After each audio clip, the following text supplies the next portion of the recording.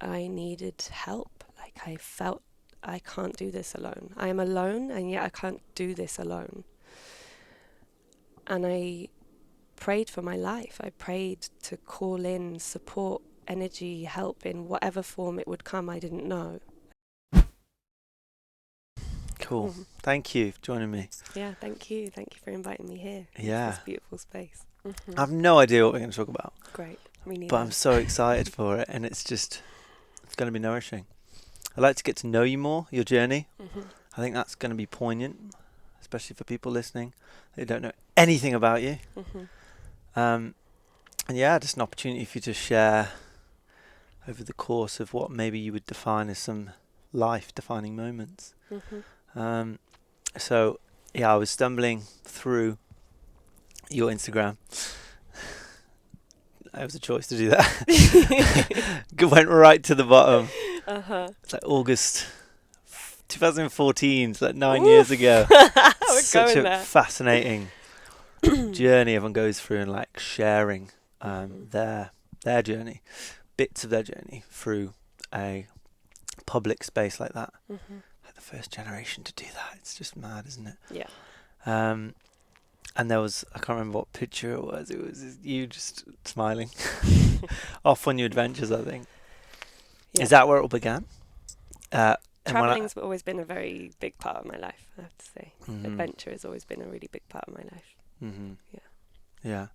And I guess I say that question, is that where it all began?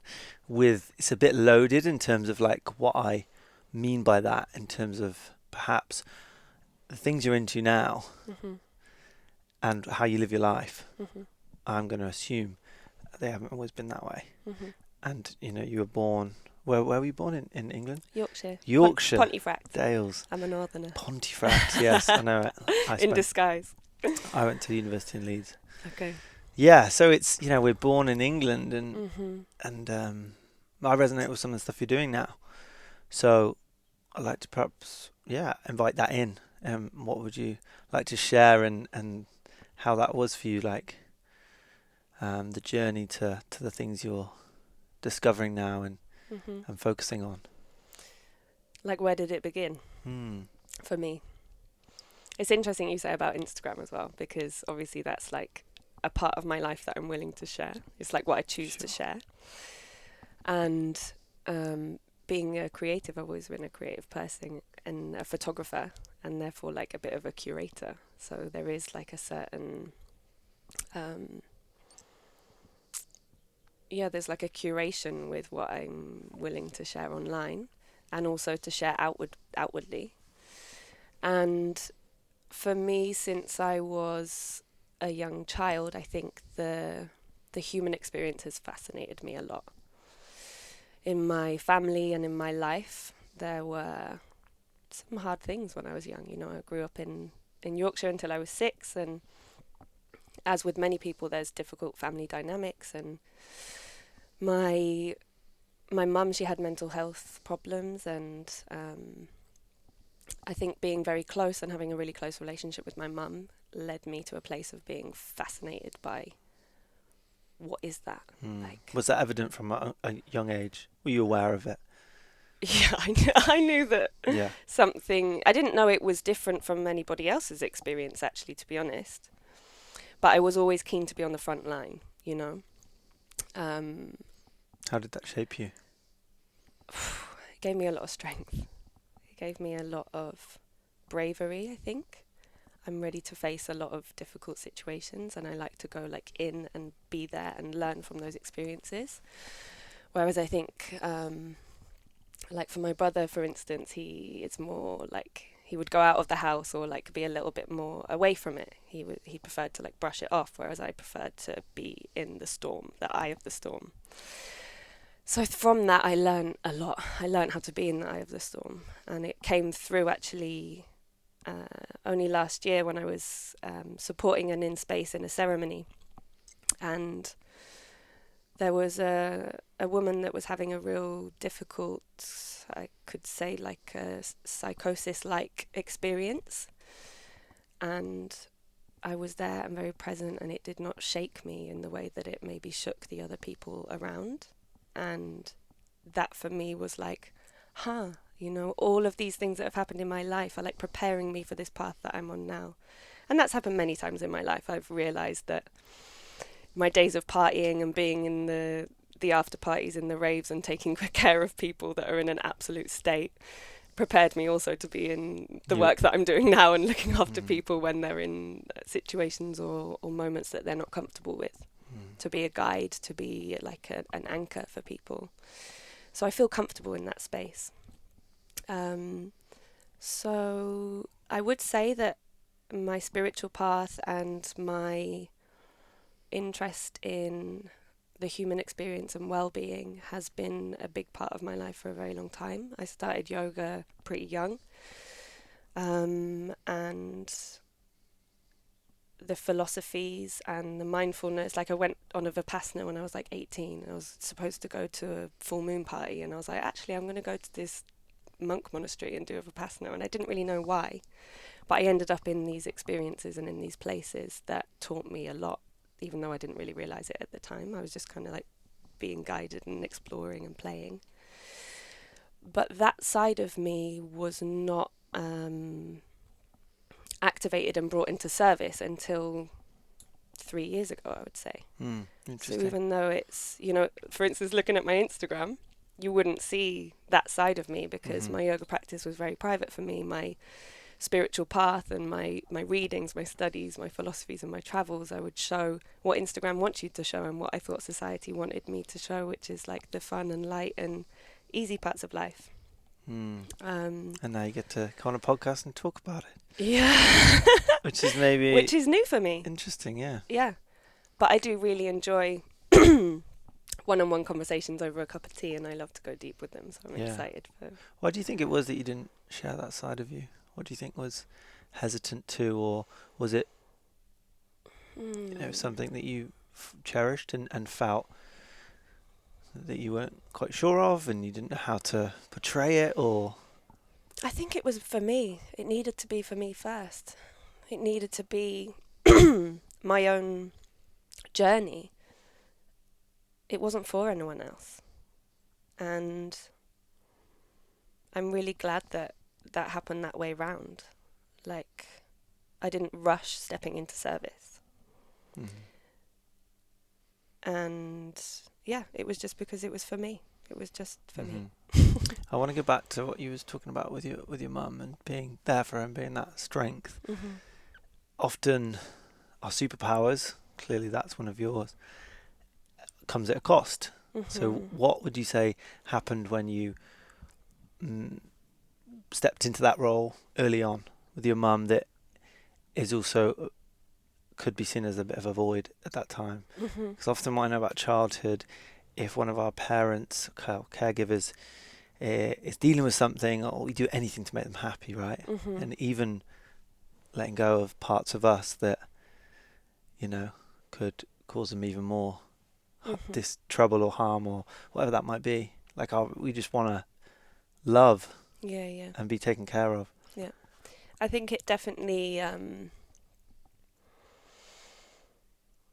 I've only really accepted and processed this in the last couple of years, but it definitely gave me a need to control experiences and environments. And my intuitive guidance and understanding of how people work and their like family relationships and dynamics and psychology and things like that I learned from being in these experiences when I was younger meant that I could almost like control people. I could control my relationships. I could give people things that made me then feel safe. I could give love in a way that was almost controlling. And that was a need to feel safe. I needed to make other people happy in order for me to feel safe. And that was shown to me in many ways when the other person wasn't able to be happy or wasn't comfortable. I then didn't feel happy or comfortable. And one of my ex-partners was the perfect mirror for me because he didn't respond to that. he was very much like on his path, in his lane. So when I was kind of giving love in a way that I needed to be mirrored back to me because I needed love in that moment, or I needed to feel safe, and he was just kind of like, I'm just going to read a book and chill, and it would make me fucking livid. I would be so angry. And I was like, why am I so angry that this person just wants to relax and do something that they don't need me for? I was not needed in that place. I was not needed in that space. And I was like, wow, how powerful that I can feel like this rage inside of me just because somebody's choosing to do something without me, that I can't help them or support them in this situation or in this moment. Ooh, it was a strong mirror for me. A strong mirror where I had to look at myself and be like, well, you can be independent of this. Your love and your feeling of worth and your comfort and safety cannot rely on another person. It can't be based on another person. So I think having that dynamic in my family when I was younger, needing to make sure my mum was okay before I went to bed, or staying up all night to listen to things to make sure nothing was kicking off, or, you know, these moments that are really strong memories for me,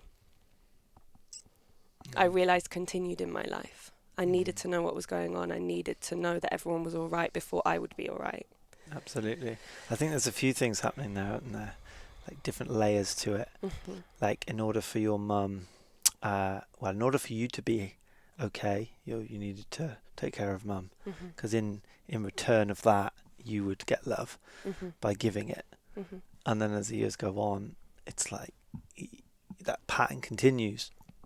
And then the only way that you feel okay is when you're giving that to others to be, mirrored back to you.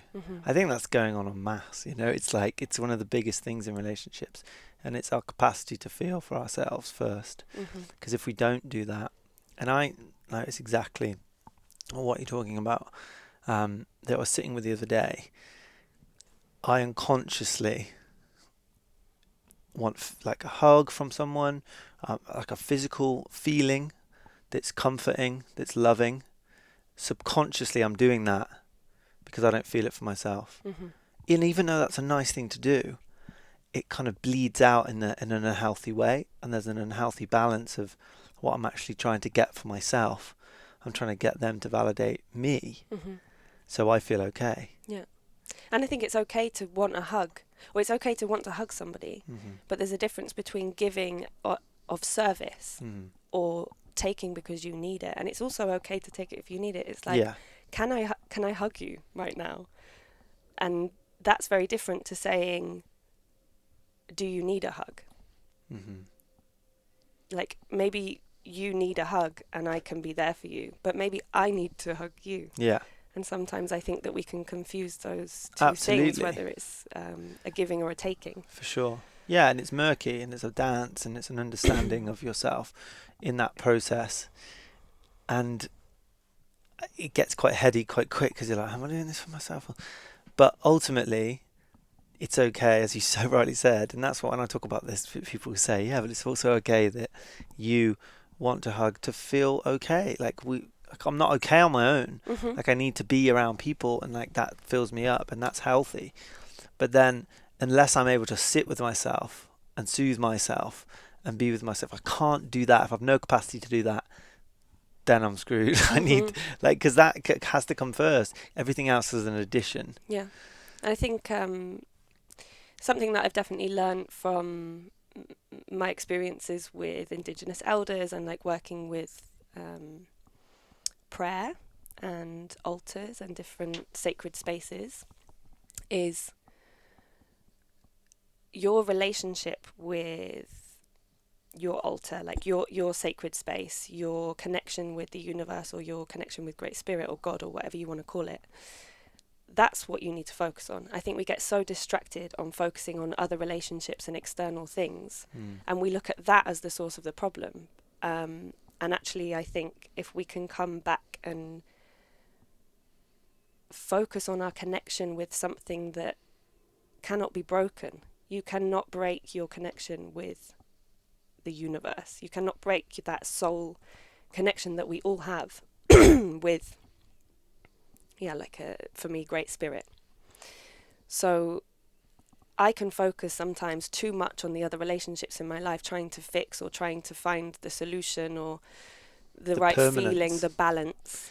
But Yeah. they can be taken away, that can be broken in a second. And then what? We're looking for You permanence. can't control those things. We're looking for permanence. The thing that actually is unbreakable is that connection that you have with the center of the universe. And I think for me that now is like a devotion. It's a devotion, and that devotion and returning to that space every day allows you to trust in that process. You cannot trust in a relationship if you don't put the time in and put yourself there to be in that relationship and to listen to what you can receive or learn from that space. And I think we're always trying to pick up the signals or learn things from the outer relationships, but they are all a reflection of that relationship that you have with Great Spirit. So coming back to the root, coming back to that source, instead of, looking at the branches of the tree, instead of looking at why the flowers are falling at certain times. Is this where Root of the Gods was born? Yeah, the roots are so important, Yeah. and they're the parts that people cannot see, and I think we can get very distracted. When did that start making sense to you? Connecting. Piece by piece by piece by piece, lots and lots of little pieces, I think my first vision quest taught me a lot. And what allowed you to make that decision to do that? To do the vision quest? Yeah. I'd heard it 3 times. As the sign. Yeah. It's such a cliche one, but the vision quest came to me in many different ways. It was a conversation when I was doing a permaculture course with a guy that was actually slagging it off and saying that it's fucking ridiculous that people do vision quests. And it really riled something up in me. And I was like, why do I feel so defensive about this thing that I've never even done? I don't know anything about, but I'm like defending this altar. That was a sign for me. I was like, I really feel something about this. And then I ended up in a retreat center in Mexico that was called Vision Quest. And I ended up going and sitting by this waterfall. I was actually on an ayahuasca dieta. It was nothing to do with Vision Quest. But the woman that holds the land, they host Vision Quests there. And she came to the waterfall one day and was playing her drum and singing some songs. And she shared a little bit of her wisdom with me. And she was like, yeah, this is kind of all surrounding this altar of the Vision Quest. But I was very focused on my dieta at the time. So I was kind of like, okay, cool, noted. Really inspired by her. But let's stay focused on the plants that I'm working with right now and the altar at work. And then I met my now partner, Ahau. And in a very broken Spanish-English conversation, he didn't speak super comfortable, fluent English when we met, and I spoke fake Spanish. I was just blagging it.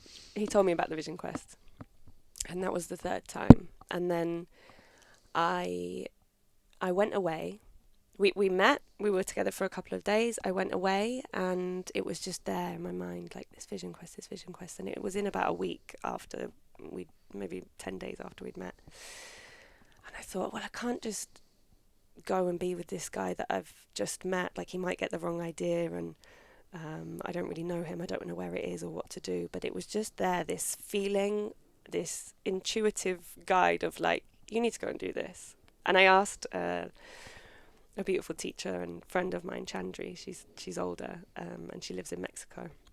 And I said, Chandri, I'm feeling like I need to go and do this vision quest. Do you know what vision quest is? And she was like, yeah, of course.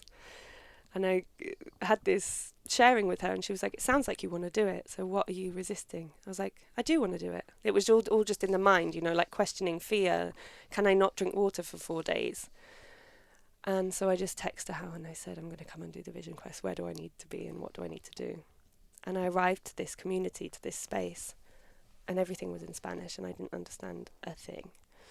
I didn't even know I was in a peyote ceremony until I got past a basket with some jelly in it. And I was like, what's this? And they were like, peyote, eat it. And this is the night before you go up to the mountain. And for anybody that doesn't know what a vision quest is, it's a sacred altar. And it originates in the native north of the Americas. And it's a process of going up into the mountain and being totally alone for 4 days and 4 nights without shelter, food, water, speaking, writing, total being, nothingness. And I really didn't know why I was doing it, but I knew that I needed to be there. And that's the place that I learned how to pray. On the 3rd day, there was a lot of heat. It's very dry. It's like semi-desert climate. And I needed help. Like, I felt I can't do this alone. I am alone, and yet I can't do this alone. And I prayed for my life. I prayed to call in support, energy, help in whatever form it would come. I didn't know at the time. I was just asking and praying for help, and it was interesting to see which people or moments or energies came to me and were important and profound and had left a mark on me in my life. The people that I felt that were able to support me. They're your community, they're your people. And I think growing up in a privileged country and in a safe environment in terms of having food and shelter and all the things that you need to, the basic needs that you need to survive and live.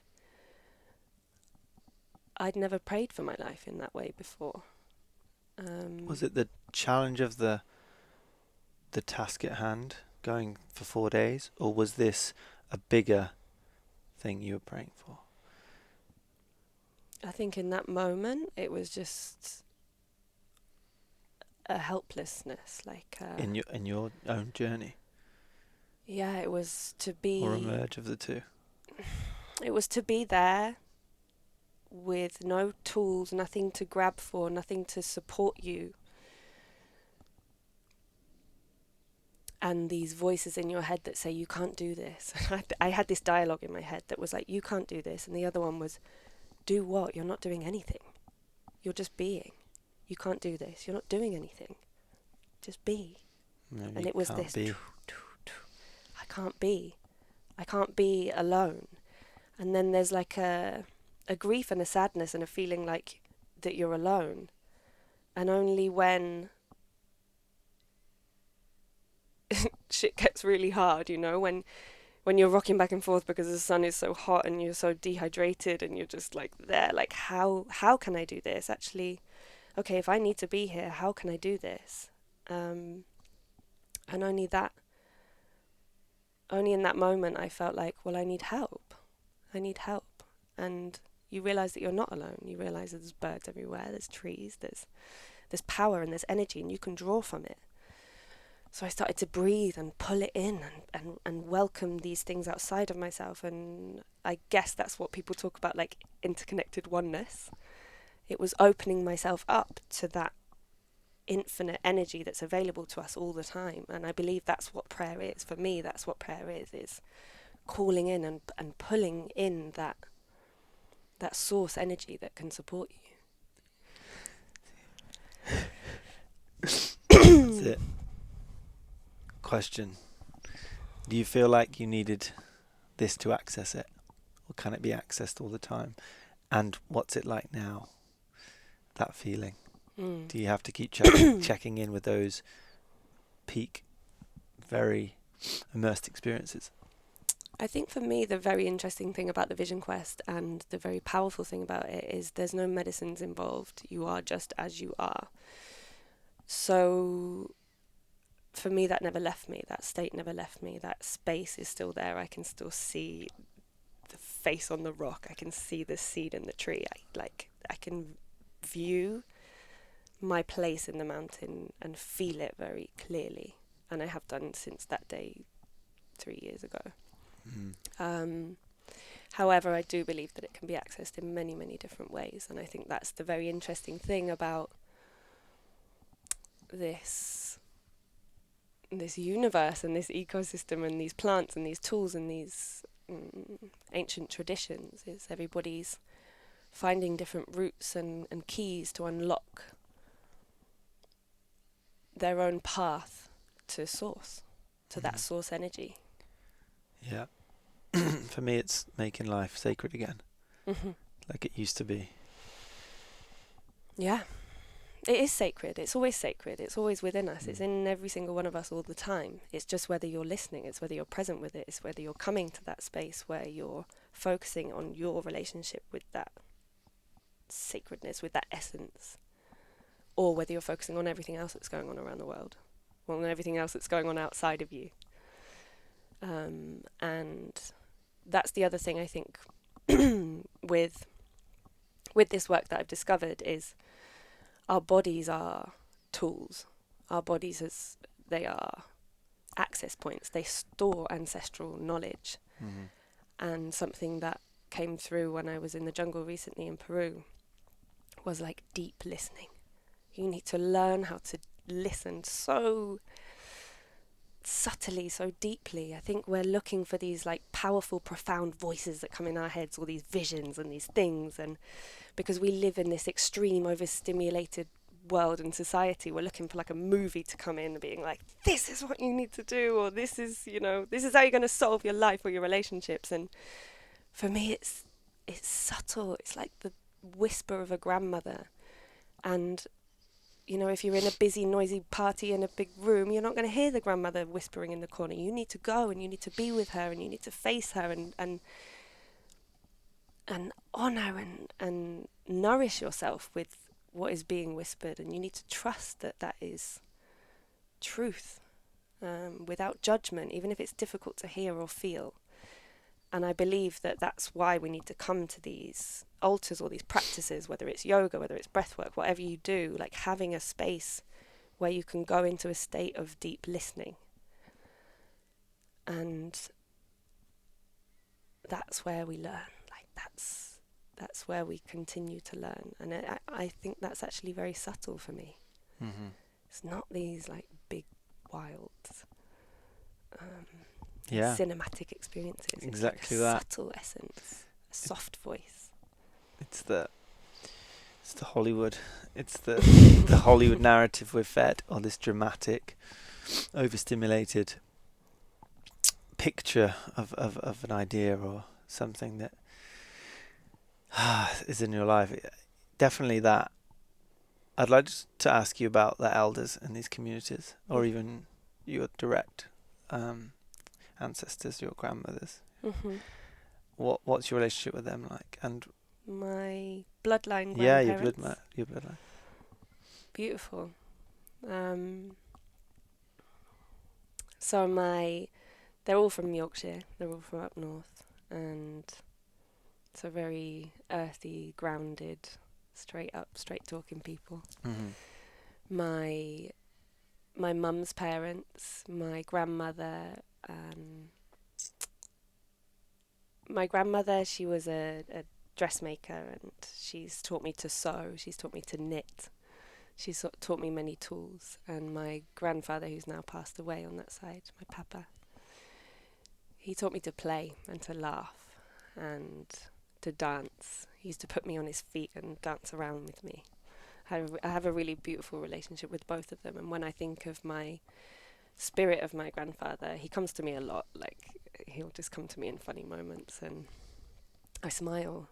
He's such a playful spirit, and he was like a little guru in his own way. He was very allowing, non-judgmental, and yeah, he loved a good laugh and some fish and chips and just like the beautiful soft things in life. Yeah, it's very special, the relationships we have with our grandparents.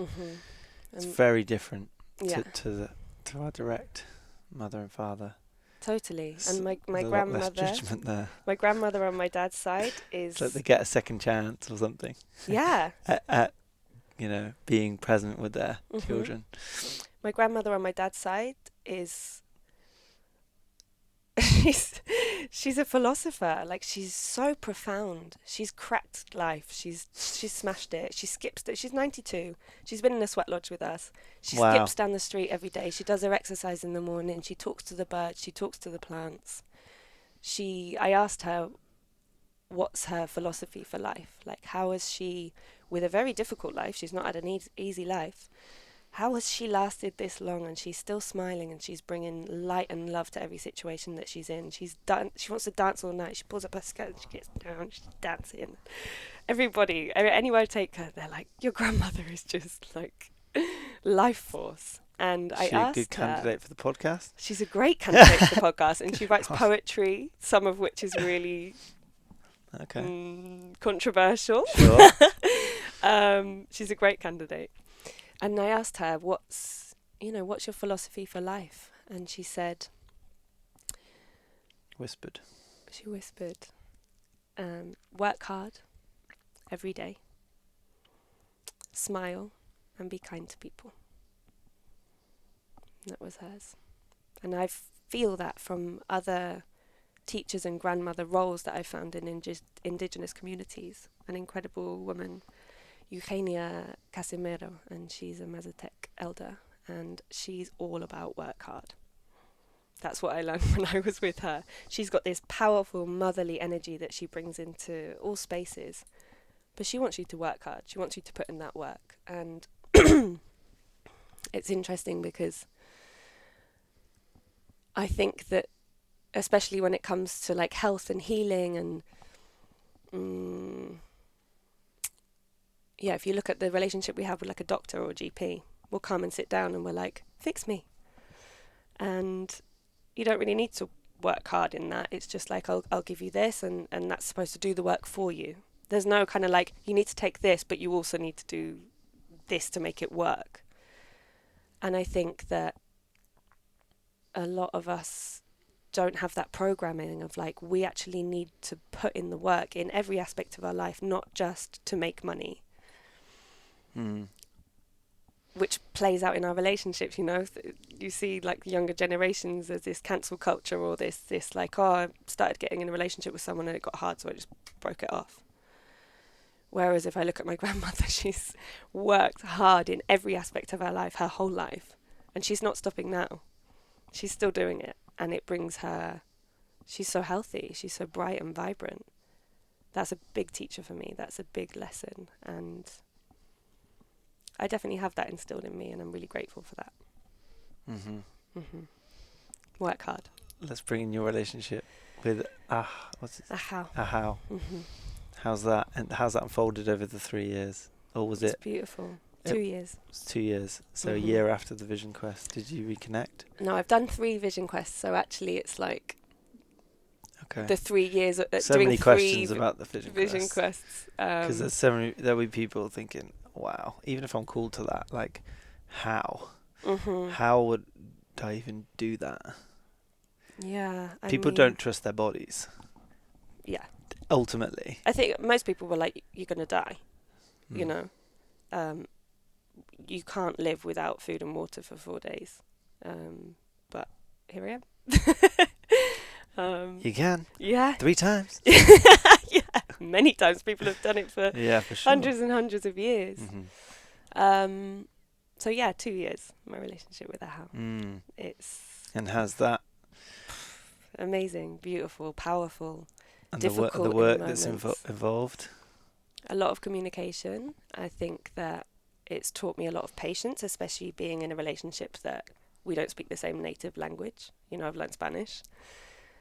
But it's definitely forced me, I guess this is part of the Mexican culture too, but like forced to slowing down. I realize how much, you know, in a relationship with a native English speaking man, maybe you can speak really fast in these intense moments and you can second guess what somebody's going to say, or you can read into this subtle word that they might have used, which in the English language we have many different versions of almost the same word, and if they use the slight wrong one, you can be like, what did you mean by that? And you can get your back up about the details of things and focus less on maybe what the intention is of the person, like what are they trying to express, not just focusing on the words. So in those intense moments with me and how in our relationship as the years have gone by, you can't focus on those words. You can't focus on the details of the language. You have to just focus on that person and what they're bringing to this, what their intention is. And that's a really beautiful lesson, I think. Yeah, I'm glad you brought that up. So this is something I've been working with recently. And I think it's something that's so simple. When you say it, it doesn't really do it justice. But essentially, we assume to know what the other person's saying when you speak the same language. But when they are not natively the same, you don't assume, and you check in. You're like, "Oh, you sure you meant that? Is that? Do we have the same definitions?" Yeah. You do that more, so it's just a different way of communicating. But why do we always assume that we know what someone's saying just because we speak their language? Because it can get it can actually work against you. And what I'm finding is when I speak to people, I'm just checking in on that more, and again the intention and how someone is, like, how tuning in, like, with all my senses, not just my ears, of like how they're communicating. It's very different. I think, like you say, it's like checking in. And I was doing like an intimacy workshop with a friend of mine a couple of days ago, and it was all about asking for what you want. So it was asking to be touched in some way, exactly how you feel you want it. First of all, that's quite difficult to ask for exactly what you want. To know exactly what you want. To know. But part of that process was, once somebody has told you, you have to reflect it back to them and ask them, is that what you mean? Yeah. And it's so fascinating. One of the tools that I love the most in all forms of communication and in relationships, it's definitely helped me a lot, is a tool called non-violent communication. And it's like a 4-step process. And the reason that it fascinated me so much was I was reading this book. The guy's called Marshall Rosenberg, who found it. And he was a mediator between countries, gangs, families, violent dynamics, marriages that are not working, that have been together for 60 years or whatever. And what he found was husband and wife sitting opposite each other. Wife says something, I feel like this. And he says, okay, husband, can you repeat that back to me, what the wife's just said? And it's totally distorted. And he's like, no, I just need you to repeat exactly what she just said back to her. And he can't. Because there's so many masks and so many neurological programs and pathways that get created when you're in a relationship with someone for a long time. You create these belief systems around what you think what they're going to do or what they mean by something, because you're recognizing patterns instead of actually being present and looking and feeling, what is this person bringing to me in this moment? And you have bias towards certain things. And I always say to her how, and he believes it too, but I always remind him, is like, I have many different versions of me. Don't put me in a box. I am not in a box. And still he doesn't know every version of me. And I think that's so important, to accept that there are so many different sides of a person. You cannot know what they're going to bring to the table in that moment. Don't assume that you know something about someone. And if you're not sure, you can ask. And that brings me on to especially something that's really helped me on my path and understand myself as a woman a lot more is I've got a very dear friend of mine, Carly, and she taught me about the female moon cycle, the menstrual cycle. And some ways that it can be described is there's like 4 phases in a monthly cycle, for instance. In between menstruation, or when a woman bleeds, I like to describe them as 4 seasons. So your menstruation would be your winter. That's the time when you're bleeding. And after then is your spring, summer, autumn. These 4 phases. And I've noticed 4 very different versions of myself that come out in those 4 different phases.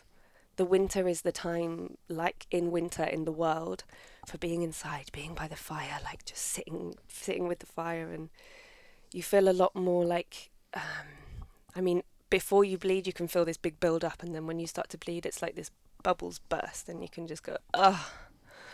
You just want to be inside. You just want to cook and be quiet and more peaceful in dark spaces like we do in the winter, especially in England, having these cycles and seasons that we do. Whereas the opposite end of the cycle is like spring, summer. This is when you're ovulating. And I've been told that there's been studies done where our face actually becomes more symmetrical.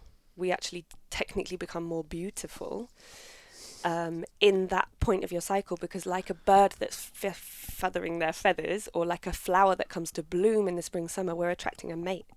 That's the time when we're ovulating. So our body is like, come at me. That's when you start we're singing. blooming. That's when we start singing.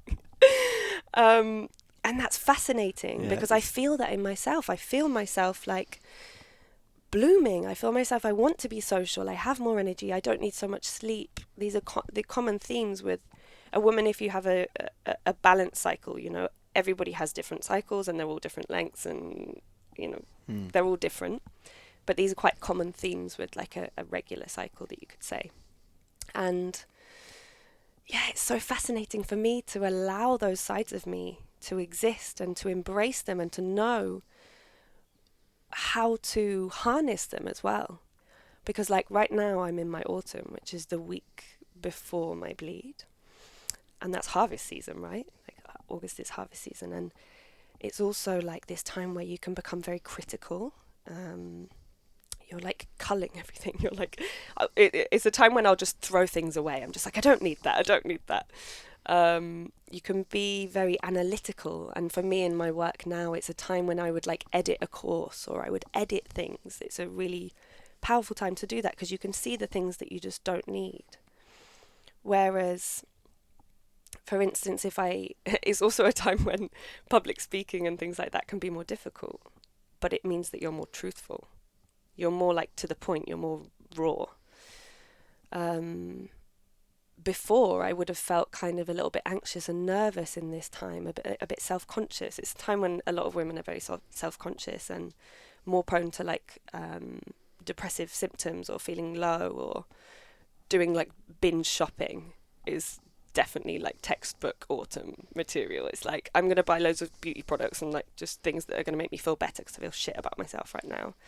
Whereas if you know that it's because you're being critical, and you know how to harness that and not focus too much on yourself. Yeah, you know, you can activate that in the world as a superpower. And it's not going to last. Mm-hmm. Yeah. So what happens when someone takes a pill and doesn't get any of that? Yeah, pills just fuck up all the hormones. Well, I was on pill, yeah. Right? How many years have... I was on the pill probably for about 6 years. And in that period of time, I remember crying in the supermarket because they didn't have the food. They didn't have, I think it was bacon at the time. They didn't have the bacon that I wanted. I was like 18 or something, and I was just like, I'm going to make bacon sandwiches, da, da, da. And I remember feeling distraught and crying and thinking, I know this is crazy, but I feel so deeply about these things, and lashing out at partners and having these like dramatic impulses and insecurity, so much insecurity. I didn't feel at home in myself. And when I came off the pill, it took about a year, but it was like this big sigh of relief, and I was like, oh my God, this is what I've been feeling inside this is what I've known is here all along, but I've just been like floating somewhere else, ripped from my own home inside myself, in this place of confusion and despair and like emotional turmoil. And I didn't realize, I didn't know why. So I was so grateful when I came off the pill to find a place that felt like home, like that felt natural and familiar to me. So yeah, you know, taking the pill does mask these superpowers that we have within us, and it does, in my experience, it feels like a ripping from this intuitive, and like I said, the body stores ancestral knowledge. Like our bodies are ancestral tools. There's so much in it if we can be connected and be listening in that deep listening space and state. But taking things that change our hormones and that change our natural rhythms. How would your life been different knowing what you know now? Because who knows, there might be people listening that are early on in their journey of contraception, of understanding their bodies. Yeah. Like, where is the education? Where is the space for that education? Totally. Yeah, and for anybody that is listening and learning from this experience, you know, I share from my personal experience, and if something resonates and it feels good in your body, take it, run with it. If something doesn't resonate, just let it fall away. That's okay. You know, we don't need to come into judgment. I am not judging anybody's experience or choices. But from my experience, my life would have been very different if I was able to harness those superpowers that live within us a lot earlier on. I wouldn't have maybe fallen into such toxic cycles or relationships or habits. Yeah, I would have, you know, I can't say. I really can't say how that would have been. But I can say that when I came off the pill, I became a much more grounded person. I still had a lot of fire, and I still was, you know, I was still pushing the boundaries in many, many ways. But I felt a lot more comfortable in that. It was real for me. It's almost like it's almost like if you've ever been in a kind of disconnected state where maybe you've gone on a bender or you've gone out or you're under the influence of something and you're a bit detached from yourself. You're a bit kind of like, you know you are, but you're in this kind of like escapism, like weird kind of, well, I'm just going to go with it thing. It's like that, but just always. Wow. Yeah, it's not. It's not the one. Loving this. I'm loving what you're bringing to this podcast. Right. Yeah, it's beautiful. Thank you. We all have heard the concept of divine feminine. What does that mean to you? How does that feel when it's said? Because we don't really know toxic behaviors unless we understand the contrast of that. Like toxic masculine, it's like, well, do we understand divine masculine, sacred masculinity? Like, what even does that look like? So I'd love to ask you, like, what is that for you? Because it's also a word that's thrown around quite a lot, right? Yeah, I have to say, I do get the ick with these kinds of words. Yeah, I get the ick asking it. Yeah, I get the ick with like, oh, divine feminine, divine masculine. I do look at my partner and sometimes I think like, wow, you're a divine masculine gift in my life. I learned so much from you. So I think in that context, I've learned to love. Yeah, I think what I mean is that the feminine in the full expression of what that is, and it can be you in your masculine and in that full expression. Yeah. You in your holding yourself in that potential. Like, what does that feel like? And examples of perhaps where you have really felt that. Like, this is me stepping into that. Yeah, I think it's interesting because divine feminine for me, I feel this kind of like resistance and I feel this like pressure, like it is a box.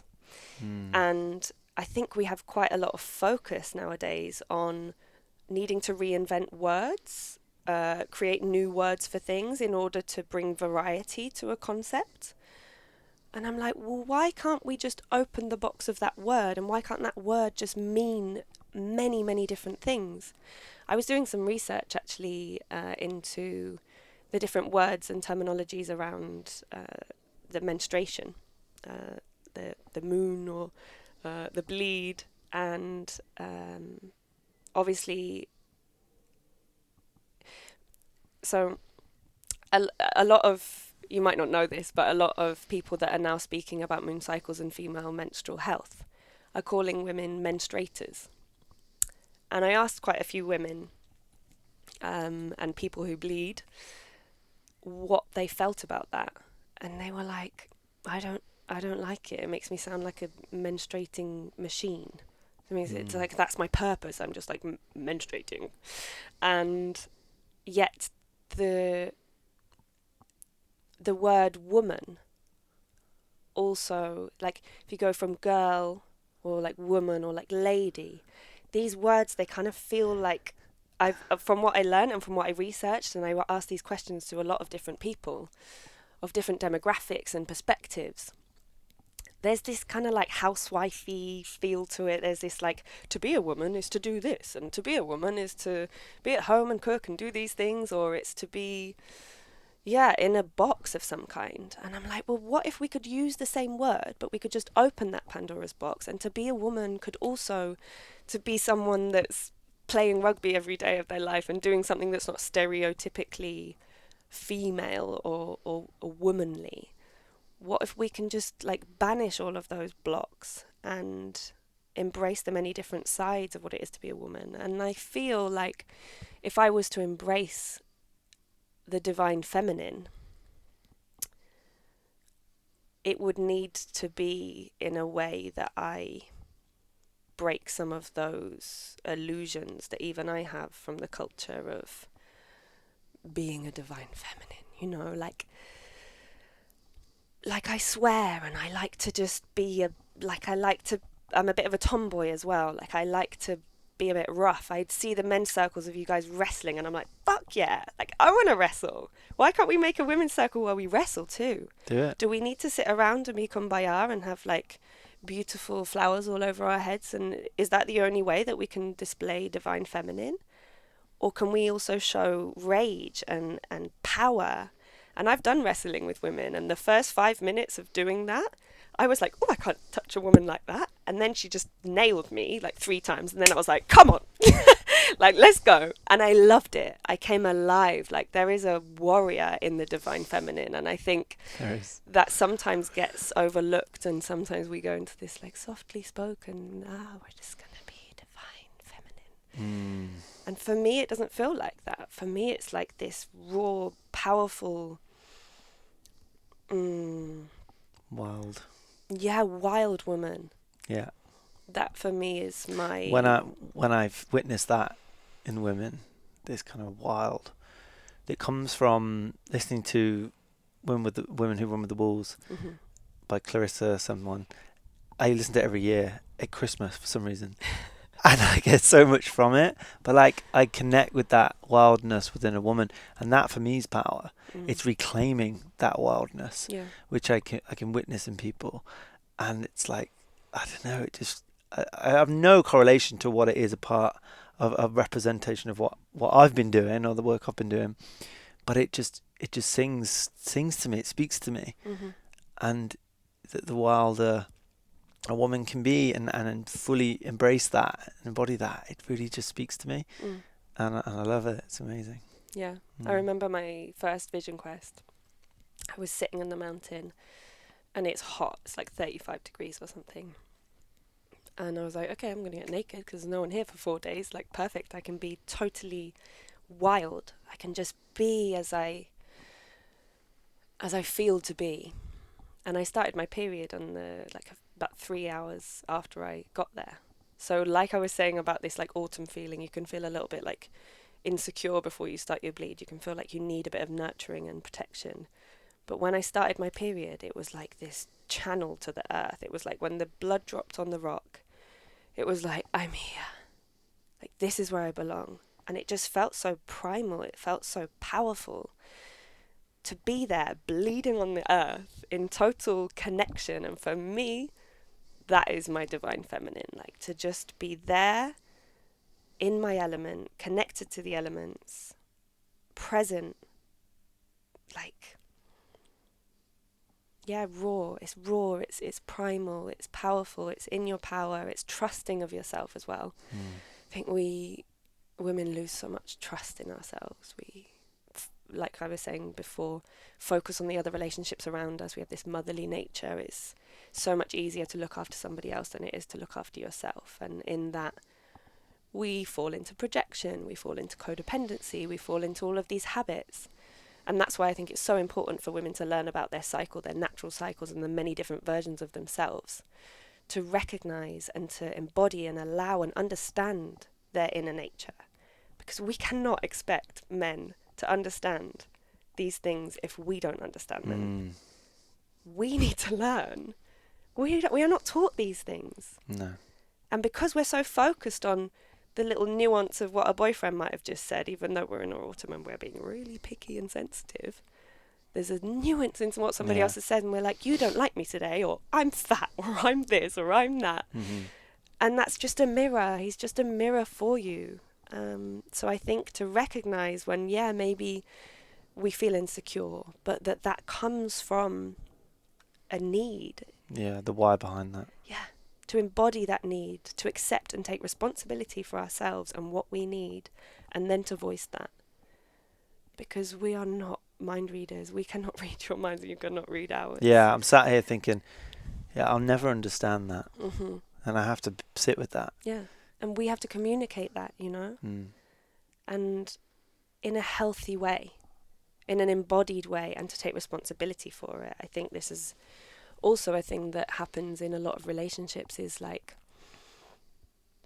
maybe we're sharing vulnerability or we're sharing needs. And the beautiful thing that I love about the nonviolent communication is the 4-step process is observe, feel, need, request. You observe something. So I observe that I've done the washing up every day this week. I feel overwhelmed, out of time, overworked, tired. I need some time to rest, some time alone, a walk alone, or a clean environment to come home to.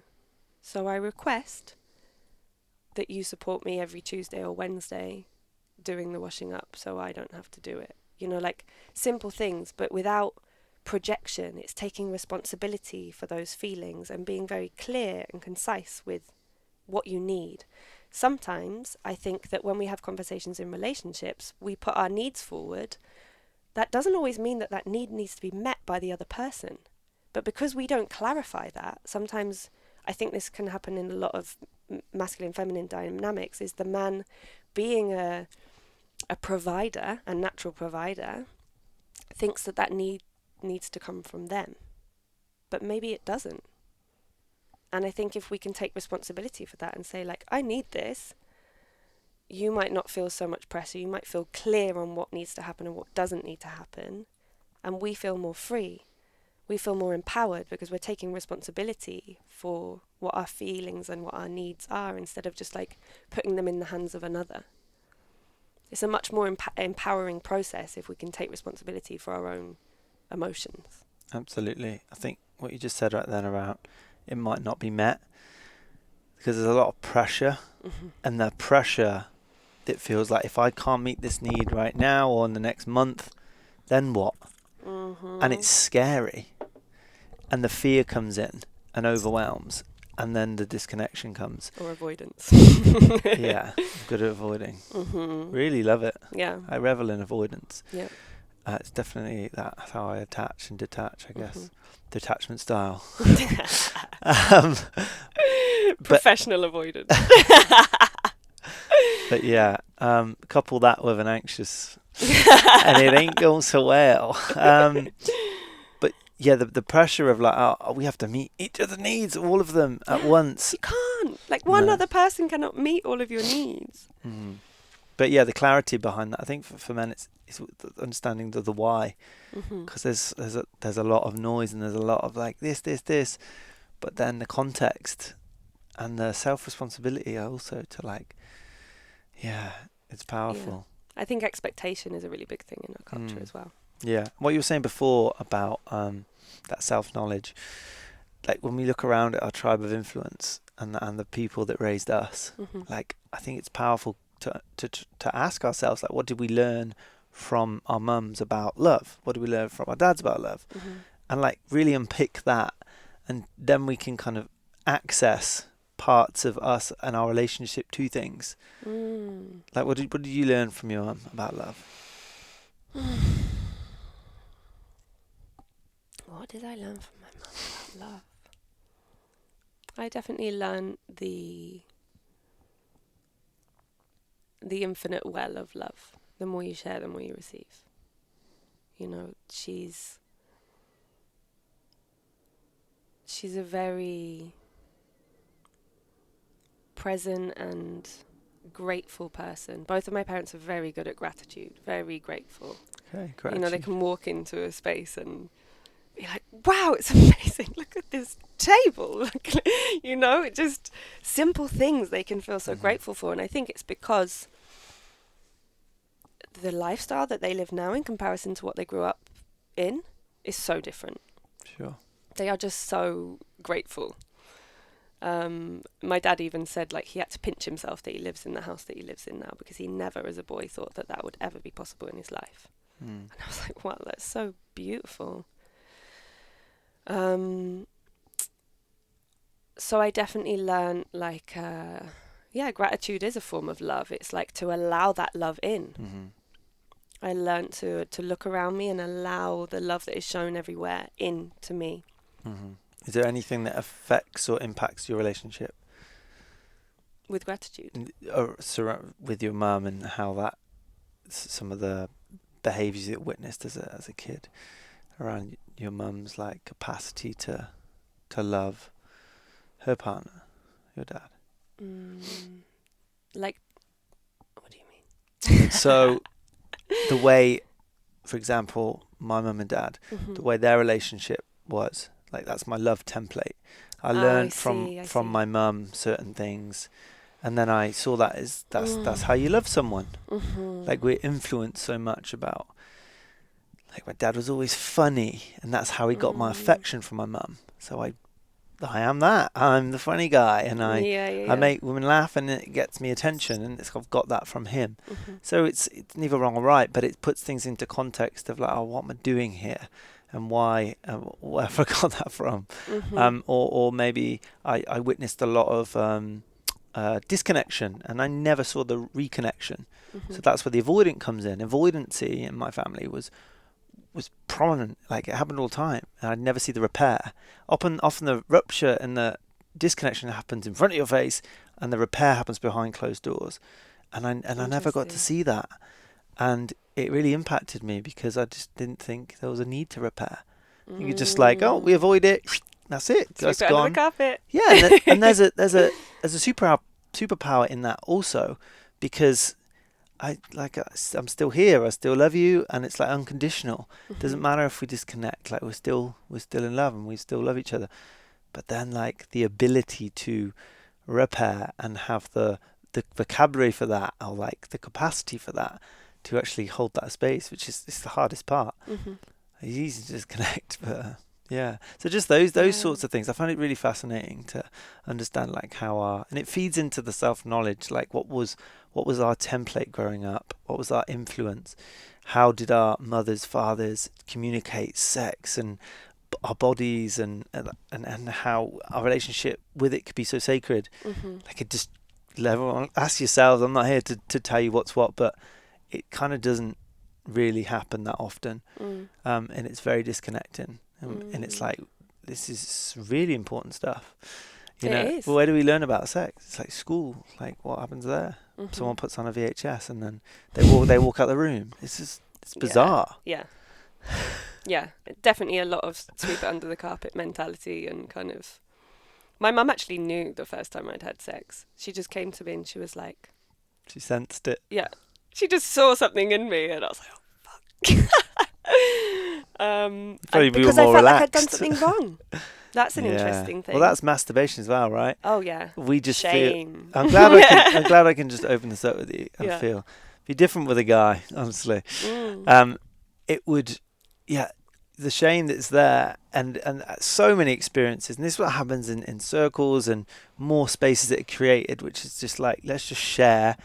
And we'll just hear it. There's no need to do anything with it. But it's like that common thread that we all felt as children. A lot of my friends, myself, just not really feeling like I knew what was happening, knew what was going on. There was no context for these emotions or these feelings, these drives. And now you look back and you're like, wow, God, how did that not impact me more? Yeah. Yeah, we don't have any guidance. And actually, it's very interesting. I actually left home at one point when I was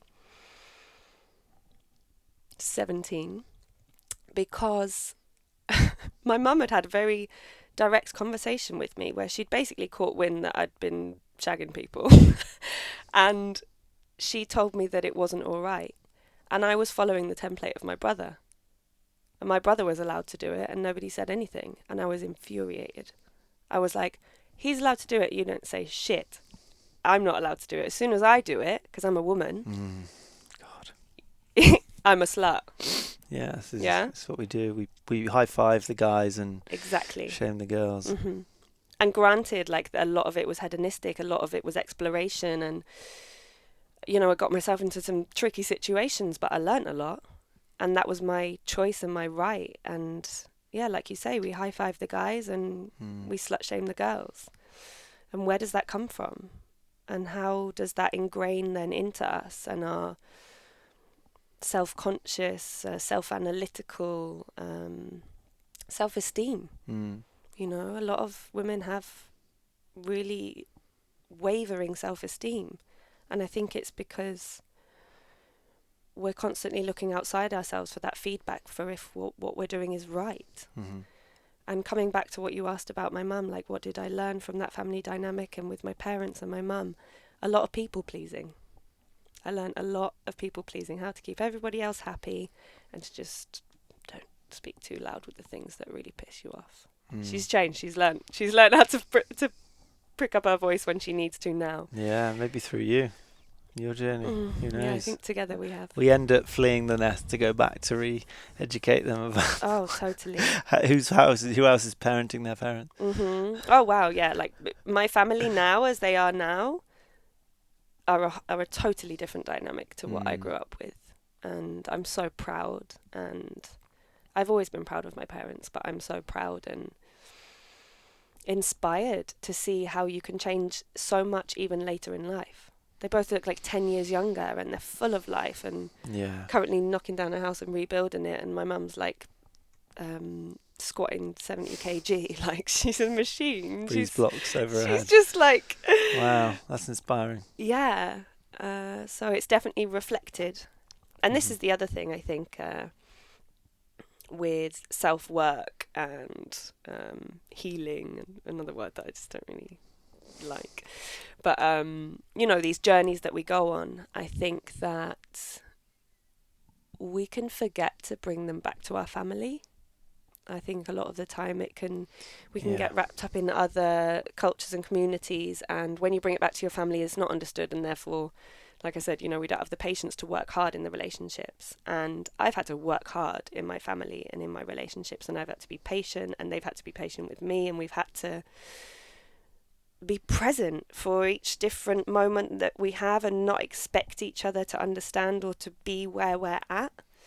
But the results of that now, the bonds that have been forged and the family unit that we have from the difficult experiences that we've experienced, like, I wouldn't change it for the world. It's so powerful, and I think it's really, really important for us to bring back home and to our families, to our parents, even if they don't understand it. Like, stay there, keep working, be patient, because that's where it's really fulfilling, and that's where our roots are. It's interesting, because that's not going to work for everyone, and there needs to be room for just an acceptance that it's never going to be what you want. And you touched on that for sure. But when is exiting or having very clear boundaries and probably being distant for a while? Like, I went to New Zealand for 2 years. Yeah. Like, I went to the other side of the world, totally detached from the responsibility that I'd felt my whole life. For sure, there's importance in taking your moments away and breathing and really filling your cup up, you know, like coming from a place where you're able to. Of course, if it doesn't feel right in your body and if you feel like you cannot, don't force it, but keep coming back and just seeing and planting seeds and scattering. And, you know, it might be a bit dramatic, it might be difficult, there might be tears, but just keep coming back to that place. I think that's important. Yeah, very relevant for me. I definitely notice my capacity to hold it more the more time I go away and learn and integrate and keep diving into the inner landscape and understanding more about that, and just developing my capacity to love and to feel and to grieve and to just feel the big things. Once I do that, I come back, and it feels like I'm definitely more grounded. And I think it's also something that I've definitely noticed living in Mexico and living in the UK and seeing the difference in culture, is that in a lot of places in Mexico, and in my experience in the communities and the families in Mexico, they are forced to need each other, really need each other, almost on a daily basis. As family, as friends, as community. They need each other's help. Here, we've got such privilege, so many tools, so many other ways that we can click and choose and do. We don't actually need each other in the same way that we used to. So our communities and our families and that support that they are there for are not shown to us in those small ways on a daily basis. So we feel this detachment. We feel this loneliness, or we feel this, I hear so many people craving for community, but it's almost like it's a later thing. It's like, oh, at some point I'm going to live in a community, or at some point I want to do that. But I think sometimes we need to put the tools and the conveniences and these things down and start using our community and using our people, because even if you've got a difficult relationship with your brother or a difficult relationship in someone in your family, there is something they can help you with. There is something you can learn there, always. So that's definitely a difference that I see, in Mexico. When I'm in Mexico, I can see that they don't have the conveniences or the luxuries or the privileges that we have, and so they really need each other. They need to be shown that their community are there because they need to ask for something, or they need to help carrying a big water bottle from their neighbour, or just these little nuances of things that... Yeah, very important. And it props up the ability to communicate it. I often find that, when was the last time I asked my family for something? Mm-hmm. What do I need from them? Because I'm doing it with my friends more and more. And it's beautiful to just ask for the need, and absolutely fine if it's not met. There's no emotion attached to that need. And to learn how to say no if you cannot meet someone's need, or for them to say no, and for you to say thank you for honouring yourself. Yeah, absolutely. And yeah, I don't know when the last time that was. But the relationship, really, it could do with that. But what often comes with, can you do this, can you do that? It comes with a weight, comes with an expectation. Mm-hmm. And it's unhealthy. But I think it comes from a place that's not full in it already, kind of thing. And I also think that if you say to a lot of people, when was the last time you asked your family for help, they'll have a story already in their mind. I'm not going to ask them that, because they're just going to say this. Like we were saying, we create these pathways and these stories of, we know what they're going to do. Yeah, they might do that, but once you've done it 10 times, that might change. They can say no, they can have some kind of reaction, and if you do it without expectation, at some point something will shift. I believe that. I think the intention and the feeling behind it charges that relationship with a different kind of energy. Mm-hmm. Yeah, totally. It's true for all relationships.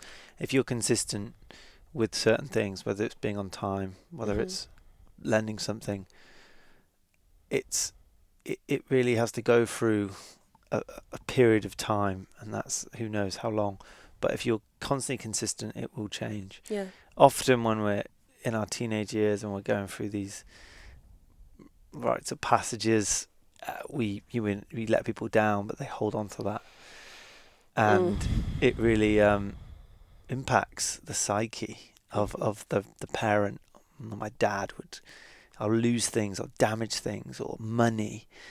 This unhealthy relationship with what I'd do with my money, or I sold his bike once. I asked his permission, but he forgets that part, and he just never lets it go. And it's how I'll just keep being consistent with my part and keep showing that this is how I'm living my life, and this is my values, and just keep doing that. And it does change, it shifts. Totally. The voice gets quieter. And like we were saying about, if you need to take some time away from your family, if you need to take some time away from certain relationships, doing that in love and in respect. Yeah, not waiting for it to get rather too than much. In rejection or resentment. That's a totally different thing, If you're in a difficult relationship, or you need a bit of time apart, and you're like, I'm not going to reply to them because, I feel this resentment, or I'm triggered by something, it's very different to saying, I'm going to take some space, I'm going to send them love. I've noticed that play out in relationships, and the dynamic and the fallout of that is totally different. It's totally different if you hold that in love. If you take your actions from your heart, from a place of love, and not from a place of reaction or being triggered or something like that. But yeah, expectation is a big sickness in our culture. So how can the Sweatlodge help us do this? How can the Sweatlodge help us to come back into the heart? Yeah, I want to bring in the Sweatlodge. I think a different way to do it. Because I want to talk about that experience, because this is where we met the first time and you held that space. And it was phenomenal. Amazing, beautiful experience. Yeah. I think... Can we talk a bit about that? Yeah. What was that like for you in that process of holding that space and where that's come from? Yeah, the Sweatlodge for me is a very, very powerful altar. And again, one of the reasons that I love it is because there's nothing else. We often say it's just rocks and water. When people are like, it's dark, it's like hot, I'm not sure. It's rocks and water. You know, it's so simple. Water we touch every day, thank God. And rocks are just rocks. They're just rocks. It's like, it's so simple. What are you worried about? What are you fearful of? And the Tezmescal, the Sweatlodge, it represents the womb of Mother Earth. So much like the womb, it's a dark and wet and incubated and fertile space. So in that dark space, the water comes through as, you know when you can see water and you can see reflection. You see reflection of light. You can see reflection of your face sometimes, or of the trees when you're looking at a lake. Such a clear reflection you can see sometimes, almost like it's a double image. Sometimes that can be as clear and potent, your reflection, when the water goes onto the rocks inside the Sweatlodge. The water goes on those rocks and it's like a mirror comes up in your face. Anything that comes up inside the Sweatlodge, we always say, is already there. These rocks and these water, these herbs, they're not just creating these things. They're not creating this anxiety. They're not creating this back pain. They're not creating these things or these voices or this resistance that comes up in you or these emotions, these tears. They are inside of us. Those feelings, they are already there. What we're doing is creating a space that's safe, that's nurturing, that's incubated for those to come up and out and to be seen. The water, that reflection, is what enables it to be seen. And yeah, I think that can be a very difficult process for a lot of us, is to see what's there. I think that's why we follow stimulation. That's why we follow external things. That's why we like to do a lot or work a lot or achieve a lot. Because it's a distraction from really seeing what's going on. And for me, that's that same place that I was talking about before, your connection with the center of the universe or your connection with Great Spirit. That is where you see the clear reflection of what is going on. Mm-hmm. Often the bigger the pain is, the bigger thing you need to, what's the thing? The bigger the larger the pain, the bigger the symptom thing needs to be. Mm-hmm. That the more we need to numb it, kind of thing. Yeah. Yeah. Yeah, the bigger the pain, the bigger the mask, kind of thing. Yeah. Yeah, the bigger we need to kind of dive into something that's gonna. Mm-hmm. Yeah. And I also think that I really love the Sweatlodge because it's a community space. We sit in a circle, we sing, we drum, we get muddy too. Mm-hmm. Sit on the ground. Yeah, Aha once said to me, he was like, it's really funny, all these yogis that really love the earth, but like you see them with a little bit of mud on their toe and they're like, oh, they have mats. Like, why? Yeah. Sure, I understand it in sweaty about earthing, yoga. So well, you're missing out on this some thick mat underneath your. Tony Ridge talks about this. Yeah. But I'm like, I'm on the fence. It's an opportunity for earthing. But my downward dog is just so much better when I've got grip. Better. Because yoga's competitive, right? Yeah, it's all about how you look. My downward dog is not perfect when I'm on the earth. Yeah, it's interesting. Perfectionism, that's a really big thing. Yeah, let's talk about that. Yeah, wow. Does that come into the Sweatlodge? Has that been faced? Sometimes reflected? when we're building it, I get perfectionist. one of the first times we were building it, because it's sacred geometry, the way that you build the Sure. Sweatlodge as well. And so for me, Time of it's the- like, it's depends sacred, on what time it's of the geometry. month, surely. Yeah. If I was building it right now, It's wonky.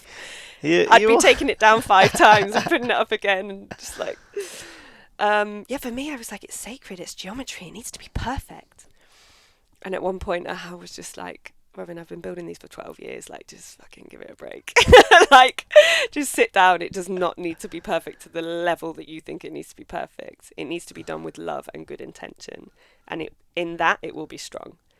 From me, that perfectionism came from fear that it's going to collapse. That Sweatlodge is going to collapse, and that's a beautiful metaphor for many of the things. And that if we it have in collapsed, life. what would people think of you? Exactly. Would people, what's the outcome of that? Yeah, The judgment, the shame. Yeah, well, that is how perfectionism works, right? Exactly. It's like, oh, what's it going to represent of me? Mm-hmm. It's like not complete. Yeah, and I think that especially in British culture, there's almost like this bar, and you're either the best, you're perfect, you're super hot, you're like, all these things that are like that bar, or you're just like part of the rest. I feel like we have such a high expectation and bar of perfectionism. They're a specialist, they're professional, they're this, they're that. Expert. Yeah. And anything that's not is not valid. I definitely had that. I definitely had a big process. Well, it's a hierarchy thing, isn't it? Yeah. I had a big process of, it was very difficult for me to realize and accept and allow the fact that I am not perfect, and yet I am still loved. I still belong. I am still worthy if I just am, if I just be, if I just exist, if I just wake up and I do nothing more, I'm still loved, and I still belong here on this earth. That was so, so hard to decondition, that I needed to do something or achieve something or be something to belong. Mm-hmm. I'm still doing it. Yeah, every day. But it's. What do you think the root of that is? Is it our industrialization of output and produce, and that feeds into it? I feel like we're constantly having to. Well, value. It's the whole masculine wound. It's like how we for so long we've felt valuable by what we do. Even as a country, it's like, yeah. what's the GDP? It's like, Yeah. what value do our people have? It's your worth. And I also think at the root of it, if you look back in our history and our cultures, we're brilliant engineers. We're brilliant poets and artists, and we've got a very keen eye. I love being in markets, and I love artisans, and I love wherever I am, I'm like, I find the artisans, I find the artists, and I find the markets, and I talk to them as much as I can. And a lot of them say, oh, British, you've got a very keen eye. British people go into these markets and they know what they want, they know what they don't want, they don't get distracted by like, oh, buy this, buy this. We'll look at something and we know about it, we know what we feel about it. And I think that that's something really special that I've learned, and that I really value in our culture, is that like that keen eye and that kind of like engineering creativity that we have. But I think that it's gone out of balance in some contexts. I think that that's what it is, mixed with globalization and economies and achieving and all of this. Yeah. But I think that sometimes our perfectionism has been drawn away from it being like a natural satisfaction of service or creation or like just a channel, to being something that needs to happen. It needs to be perfect. It needs to be good enough. I think it's just a balance thing. Mm-hmm. So transitioning to talk about Root of the Gods, which is your business. Yeah. How does that feed into that? And we live in an age where the individual is celebrated, the hero. And we are all doing this kind of work. There's a lot more people now, a lot of great resources, diving into understanding ourselves on a bigger scale, I'd say. it still feels to me that we're doing this on an individual basis. And there's people starting great businesses, but everyone's still doing it alone because it feels like the system is predicated on that. And that's the system we're a part of. And it seems like it's almost like you're in the thing that you can't see what you're part of. What's that? It's like an analogy. Individualism and Yeah, there's this analogy about the prison you create for yourself, then you live within it and you don't realize you've created it or something. It's like very, what's that book? George Orwell kind of vibe. But we live. I started so well. The individual, the individual. Because I'm like, the time of the lone wolf's done. Sure, we get it. All the men's work, lots of stuff happening. Great, but we are still doing this, and it's in me. I feel it as a part of me that just wants to get my little family. Great, get lots of money, and then just like focus on that. But then there's a different part of me that's like, no, that's just feeding into the same paradigm that you do not want and you do not feel is helpful to our ecosystem, and the wellness of everyone I care about and the planet that I'm on that I care about. So how does that feed into your business? Because it's something I'm really interested in understanding at the moment, understanding people's kind of relationships to that. Because you touched on community and how valuable that is. How does that feed into creating a business? And then, I guess we've met a few times, but I would definitely say that you look at things from that lens of like, how do I use this to create this? And yeah. Thank you for bringing this up. I really. How and I have reflected on this topic quite a lot, and I often come to this place, like you, like the many different versions of Chris. It's like, oh, okay, so I could just like go into that bubble and just live the easy life and just go and find my little ranch or build a tiny house and be with my family and just keep it simple. Or I could keep moving towards this unknown. It's less known, I think. That format of like family house thing, separate. That's known to us. That's in our culture. We're kind of programmed and taught to do that. Like, just go to university, get a job, like, get up the duff and have a family and sorted, smashed it, life complete. Or there's this infinite unknown of, like, community. But what if we don't like people? Like, what if there's, what if we end up with this person and I'm living with them and this happens and da-da-da-da-da? It's very unknown to us. And what I've learned, I have an eco-building teacher. I built an eco house in the south of Spain. And my teacher, Fermin, who's an absolute ledge, he's very straight up, Spanish guy. And he's built 3 communities in the mountains of North Spain, 2 of which are like completely detached from society. In the winter, there's no road that can get to this community. They're just, off-grid. And I asked him, I was like, so what's it actually like? Is it a utopia? Are you creating a whole different ecosystem and dynamic and all of these different things? And he's like, look at nature. Everything is a pattern. There's big patterns and there's small patterns. There's the little shell, there's the huge spirals. Like there's what is that? Above the world when it's like a spiraling thing. I don't know, I've seen it in satellites. Anyway, spirals. Small spirals, big spirals, patterns everywhere. That's where DNA. Paternal comes from. Yeah. Which is amazing to think about. Patterns that matter in matter. Maternal. Yes. It's brilliant. Maternal, paternal. So there's patterns. So I asked him, what's it like to build these communities and what's it actually like to live in them? One of them's like only 50 people. And he was like, it's like nature. There's patterns. There's patterns in our society too. He said the problems that you experience in the world, you're also going to experience in a small community. There is no grass is greener. There is no other side. Romanticization. Exactly. I think there's so much romanticization of like, I'm just going to get people that are like me to live in a community and we're all just going to like blow smoke up each other's asses and just live in this perfect utopia. And I think I'd find that torture. I love challenges. I love being brushed up the wrong way. That's why I travel. That's why I go to other cultures, because I love to see other people's perspectives and learn from them.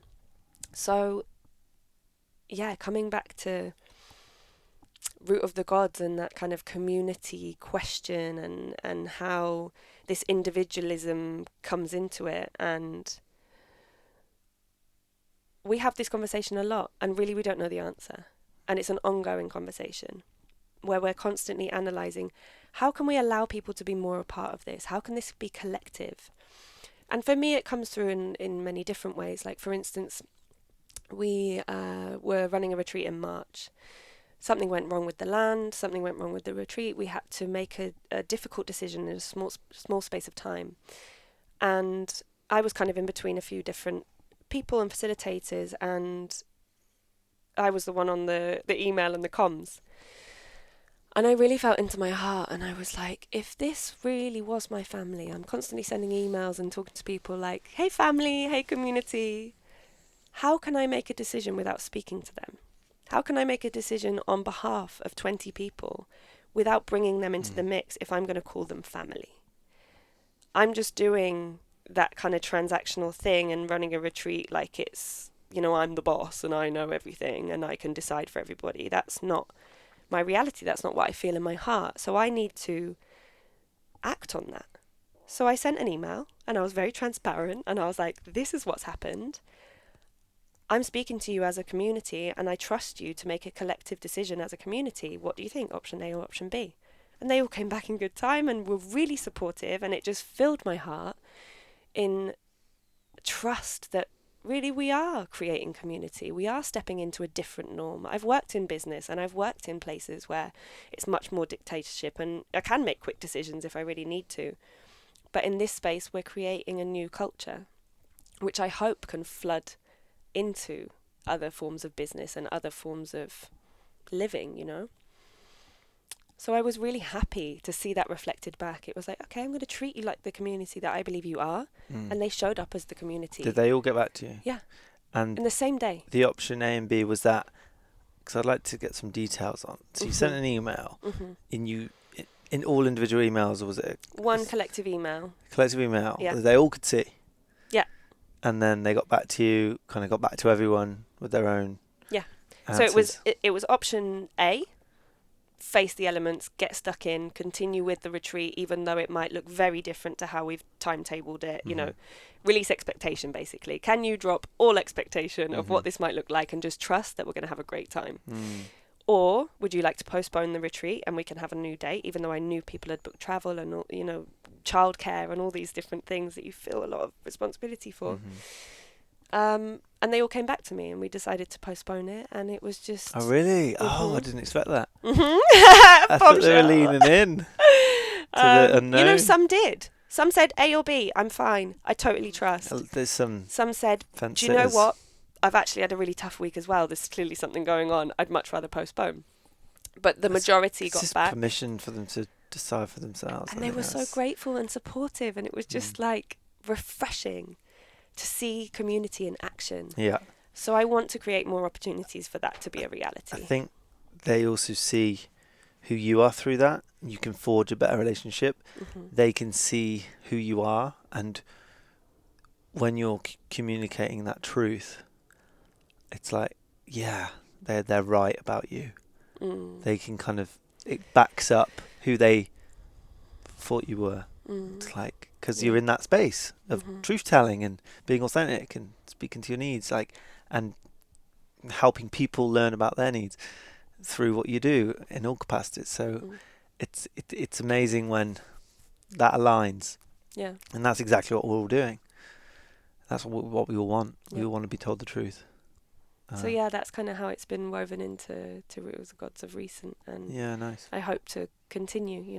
It's little steps. It's just it is, because nurturing. It's a big idea question, and feeds into how we navigate everything. Yeah, something that's really, really interesting just to think about, like an experiment to think, okay, how does this system that I'm a part of and these little structures in place, how does that influence my behavior and transactions and business and workflow? And it's just really interesting to think about. Yeah. Also to touch on it from the perspective of a woman, and obviously the feminist movement and having the opportunity to be a business owner and a leader as a woman, which wasn't possible in the generations gone by, you know. Women, the first women that had businesses, because women weren't allowed businesses back in the day, the first female businesses were tea parties. Because the thing that women were allowed to do is have tea parties. But what they used to do is host other people, invite them round and do, you know, a big banquet and share different herbs and different teas and different things. And that was the first, like, behind closed doors women's businesses. And I always remember that, like, wow, imagine if I had to hide these services or these things that I want to share with the world. So I'm very grateful to be able to be in this position now. But I also see that, you know, I started my first business when I was 18. So I've been kind of in this position for a long time, and I've been entrepreneurial for a long time. I've also been in a lot of spaces with other female entrepreneurs of many ages and many backgrounds and demographics. Something that I've noticed that is a theme which kind of gives me the ick, that kind of gets me frustrated, is that because we have only been recently passed this baton and given this opportunity to be leaders and to be business owners and entrepreneurs, we want to hold on to that. We actually don't want to share it with other women as much as we might say. We will prioritize. You know, I've done this too, and I see it reflected around me a lot. Oh yeah, let's do this thing together. Yeah, let's do a collective project as women, or with men, or, you know, with anybody. But I'm always going to prioritize my own thing, because I need my dad to be proud of me that I've succeeded on my own, that I've done something as a solo female girl boss entrepreneur. Yeah, it's a different flavour to it. It's within us all, but definitely for women, there's a different flavour. I see some men, you know, the men's circles that are going on, and I think that, like the collective that's behind the Sacred Sons, I think that's really powerful, because it's like there's a big community around the world that are all coming to support this wide network. Women's circles have been popular and going on for a lot longer, in my experience. Yeah. But where's that collective? Sure. Everyone's got their own one. They're all doing the same thing. They've all got the same mission. That's interesting. I've not. Why is that web not connected? Yeah. Why do they always want to keep it to themselves? Couldn't it be a lot more powerful if we were sharing that knowledge and sharing those tools and sharing, cross-pollinating? Yeah, it's interesting, because now we're getting into the why and the unconscious beliefs, intentions behind that system, those frameworks that we're a part of. Often the questions are bigger than the answers, you know. There's all you need sometimes is that question, that reframing of, like, asking, why is it like that? And that jolts a little bit of energy in someone. Totally. Amazing. Could keep going. It's just a joy to chat to.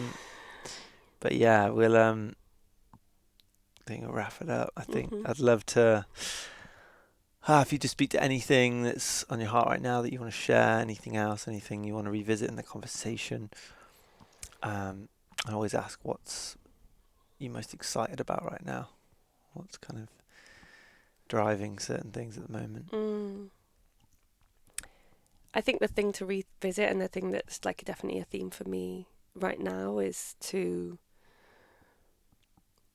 focus all of your energy, you know, gather the energy that you have and the thoughts and the things that are all around us, and bring it back to that space. Your connection with Source, your connection with Great Spirit, your connection with, you know, the universe, the center of the universe.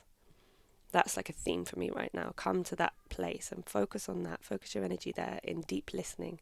Keep listening. That's really alive right now, and that's something that I'm practicing, and I think, it's for me very profound right now. Is that related to intuition, do you believe? That listening? Yeah, that's where you hear those intuitive voices. Love it. Totally. Mm. And again, not dramatic, not necessarily emotionally charged either. Sometimes it's just a voice that says, that's not right. Or you need to do that. It doesn't even necessarily need to make you feel something. Mm. In fact, one of my teachers says that if it does make you feel something, it's not true. Intuitive voices. Say that again. It doesn't make you feel something if it's not. So if you hear a voice Mm-hmm. or an intuitive message and it makes you feel something, ignore it, she says. If you hear something and it doesn't make you feel anything, it's a truth. It's a true source message, which for me was very interesting because they're the ones that I used to ignore. I've had messages where I've been sat in front of someone and I've had a voice that said, that's not true. Or this isn't. Well, this is for linked you. to your vision quest. Or no, the thing that you were talking about that was like, that's not true. And you were defending something from that emotional place that, what was that linked to? The vision quest, the Yeah. first time I heard it. And I had this kind of like You were like backup. defending of it. And it's an idea or something that you're thinking about. And it's like, there's a voice there. Yeah. That's connected to that emotion. Yeah. So I think it's the deep listening and to be in that place of sacredness, whatever that is, whether that's your movement practice or just going and sitting by a tree or breathing in the morning or, you know, whatever it is. But to be in that place and to try and listen in as many ways as you know how. And each day trying to find a new way to listen in a more subtle way. Like it's the last words that are whispered by your grandmother, you know, like with that deep, focused, nourishing listening, like, what are you trying to tell me? What are you trying to teach me? As a student, as a humble student in total devotion, with no judgment, with no expectation, but just like receiving a shower of knowledge and of wisdom. And yeah, I really believe that like that's the place where we can learn the most. So yeah, that's something I'm practicing and playing with. Beautiful. And yeah, and what's to come? Yeah, what's to come? It's shifting and changing a lot, you know. And like I said, with all the different phases of my cycle, I feel like, oh yeah, maybe it's going to be a bit like this. Maybe it's going to look like that. I'm feeling more drawn to that. I'm feeling more drawn to this. For me, I'm definitely in a phase and a moment of... Sometimes I feel like we go into like cycles of output, of like sharing, and other phases of learning. And I feel like this is really important for me to be here, and I'm really grateful to be here because I feel like I want to speak more. I want to share more, and I want to use my voice more. And so I want to call in more opportunities for that, definitely, because I think it's important. And I feel like it's very natural for me. It feels good for me. And as a bridge keeper, I'm kind of listening.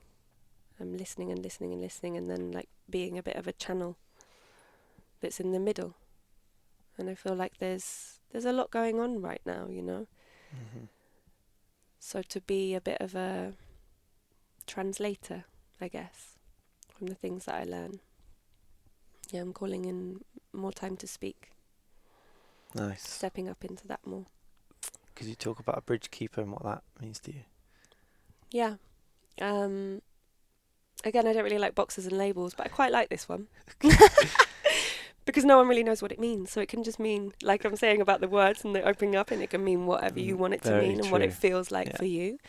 For me, a bridge keeper is me standing on that bridge and going off the bridge each day to each side. And whether that's to go to the Amazon or to be in Mexico and to sit around the fire with elders and to practice my deep listening and learning, and then to come back here and to tune in to what do people need right now? Like, what are we looking for? Where are we out of balance?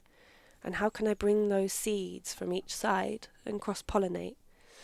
And I think that, especially with a lot of the indigenous communities and the modern medicine movement that's going on, we are receiving so much from indigenous elders. Right now I'm in a place of learning, what can we actually give back? Because I think that in the West we're conditioned to give back money. We have this savior complex, like, I'm going to give back money, I'm going to start a charity, I'm like going to build a school or something. Mm-hmm. But actually I think there's so much education and importance of some of the tools in technology and like money management in certain things that we overlook. We don't ask the questions of maybe what some of these indigenous people could benefit from. We just assume that it's money because that's what we think we have to give. Yeah. So right now I'm in a place of deep listening and nurturing those relationships and asking the questions and being very patient. It takes a long time to really understand and to nurture those relationships, to understand what can we actually give back? Like, what can reciprocity look like? So that's very important for me as a bridge keeper, is that like listening on both sides and learning, listening. That's kind of the theme for me right now, and just keep going back and forth and taking seeds and cross-pollinating. That's what it feels like for me right now. Yeah. Love that. Bridge Yeah. keeping. What's your biggest challenge right now? I feel really cool to ask you that.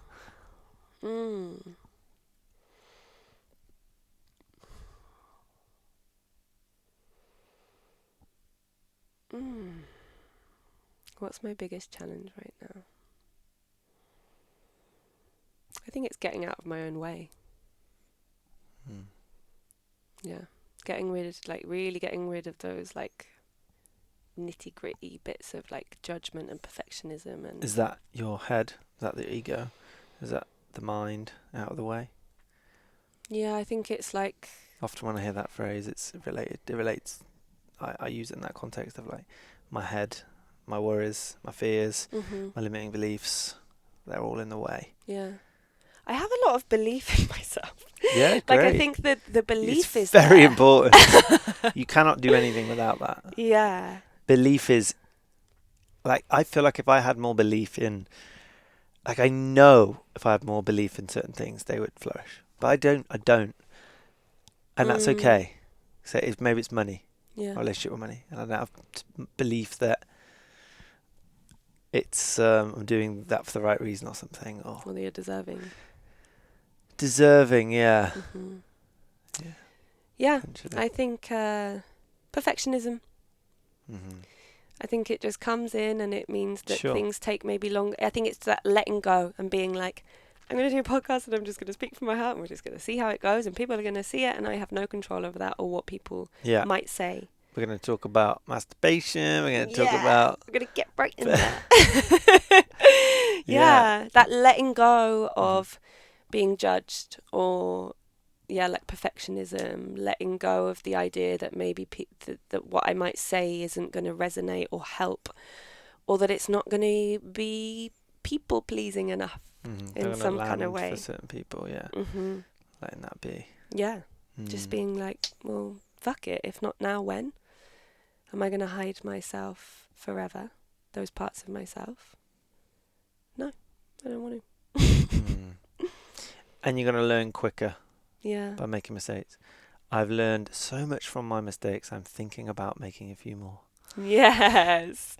My dad used to ask me actually when I came home from school, what have you failed at today? Amazing.